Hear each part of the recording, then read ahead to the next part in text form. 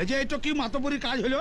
হ্যাঁ, মাঠের মধ্যে আপনারা ডেলিভারি করে দিলেন, এটা কি ডেলিভারি করা হইলো নাকি একটু ফুটবল খেলা হইলো বলেন? এইবার তো মরবে দুটোই শিওর। আবে শালা গোপালের বাপ, তোর মুখ দিয়ে কোনোদিন ভালো কথা বেরোয় না। হ্যাঁ, আপনি আমার গাল দিচ্ছেন? আমি একজন সরকারি কর্মচারী। আপনি জানেন পে কমিশন হবার পর আমার মাইনে কত বেড়ে গেছে?